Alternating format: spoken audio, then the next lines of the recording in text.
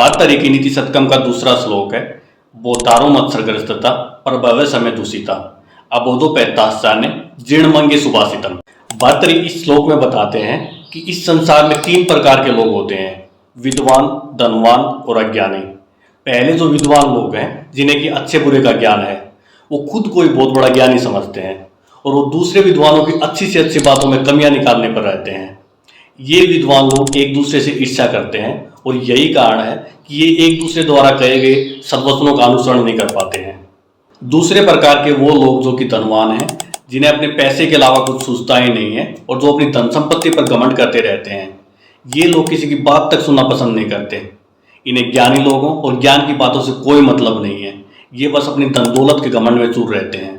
तीसरे प्रकार के वो अज्ञानी लोग हैं जिन्हें कि अच्छे बुरे की समझ नहीं है और अपनी अज्ञानता के कारण वो विद्वानों की बातों को ना तो समझ पाते हैं और ना ही उनकी बातों का अनुसरण कर पाते हैं।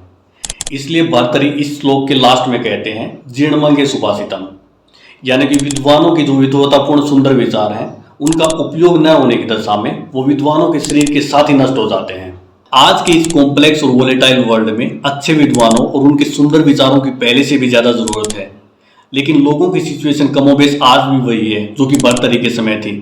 आज जो इंटेलिजेंट लोग हैं वो ज़्यादातर केसेस में दूसरों के इनोवेटिव और क्रिएटिव आइडियाज़ को एक्सेप्ट ही नहीं करना चाहते।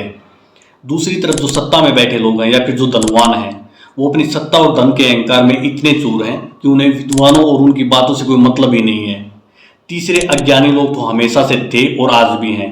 ये बस अपनी लाइफ जिए जा रहे हैं और उन्हें किसी से कोई मतलब नहीं है।